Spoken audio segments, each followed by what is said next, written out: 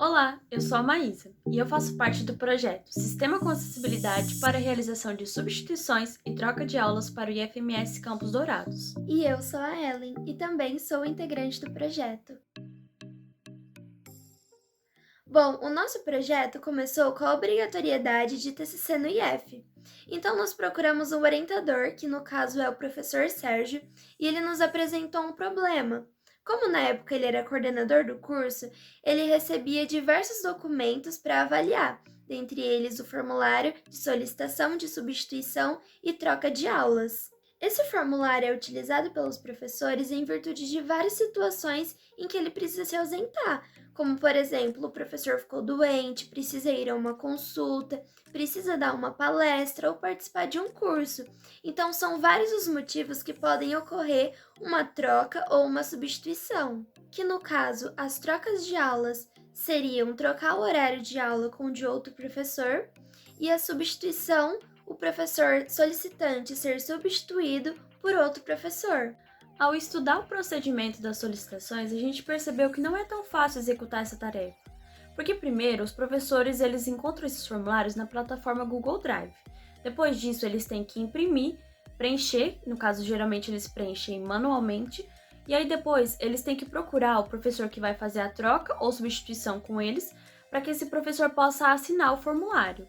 E aí somente depois que eles vão entregar esses formulários para o coordenador do curso, que no caso vai ser quem vai fazer a avaliação deles. E aí, a partir disso, o coordenador vai verificar a justificativa que foi dada pelo professor, e aí depois ele vai dar o parecer, no caso, vai indeferir ou não, aceitar ou não aquela troca ou substituição. E todo esse processo, além de demandar tempo dos professores, também gera um acúmulo de papéis desnecessário dentro da instituição, onde cerca de 160 papéis são entregues anualmente para avaliação e cerca de 30 papéis são descartados anualmente por preenchimento incorreto. Além disso, nós também tivemos a ideia de acrescentar acessibilidade no sistema, e foi a partir daí que o nosso orientador, o professor Ricardo, ele nos ajudou. Estudando sobre acessibilidade, a gente percebeu que apenas 1% dos sites ativos no Brasil são acessíveis para pessoas com deficiência. E nós sabemos que dentro de instituições públicas, na verdade, em qualquer lugar, podem ter pessoas que apresentam deficiências visuais e auditivas.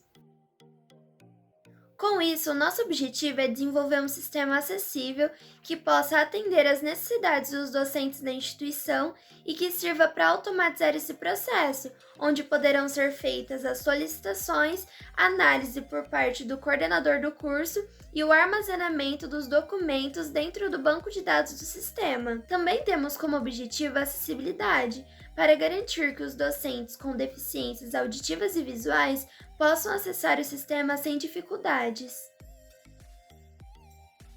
Então, primeiro foi feita a análise de documentos, para nos ajudar a entender o procedimento da solicitação.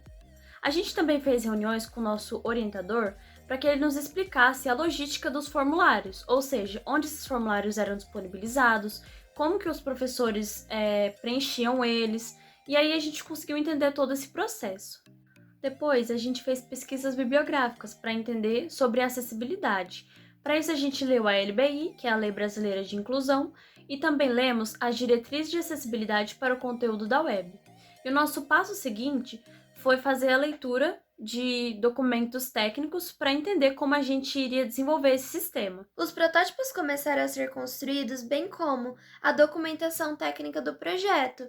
Para isso, foi escolhida uma metodologia, no caso a metodologia da UML, para a criação dos diagramas, para que qualquer outra pessoa, depois de nós, que queira voltar a mexer nesse sistema, ela entenda como foi construído e documentado todo o nosso sistema. A UML propõe diversos diagramas, mas para apoiar o desenvolvimento do nosso sistema, nós escolhemos esses. O fluxograma, que nos ajudou a entender como funcionava o processo manual das solicitações, os diagramas de entidade de relacionamento conceitual e lógico, que são diagramas de banco de dados e nos ajudaram na elaboração da base de dados do sistema, e por último, o diagrama de caso de uso, que nos ajudou a compreender quais funcionalidades o nosso sistema teria. E o nosso protótipo ele também passou por diversas versões. Ele saiu de um simples desenho no caderno, que foi um protótipo de baixa fidelidade, Depois ele evoluiu para um protótipo de alta fidelidade, que no caso foi a primeira versão, essa verde que vocês estão vendo. E aí, após isso, a gente foi fazendo algumas modificações, porque a gente começou a estudar sobre acessibilidade e aí a gente resolveu desenvolver um novo modelo de protótipo, que é o atual que a gente fez com a ferramenta Ashuri, como vocês podem ver aí. Esse último protótipo de alta fidelidade que vocês estão vendo já foi finalizado e também já foi validado pelos professores da instituição e também pelo nosso co-orientador. Agora, nós já começamos a programação do sistema utilizando o HTML e o CSS.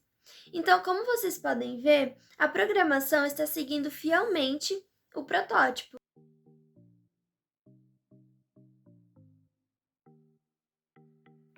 Então, esperamos que ao fim do desenvolvimento do nosso projeto, o sistema possa garantir acesso a todos os usuários e que torne muito mais fácil e ágil o procedimento das solicitações, para que facilite o trabalho cotidiano dos docentes da instituição e que traga também uma redução na quantidade de papéis e insumos de impressões gastos dentro da instituição. Bom, e esse foi o nosso projeto. Esperamos que você tenha gostado. Tchau!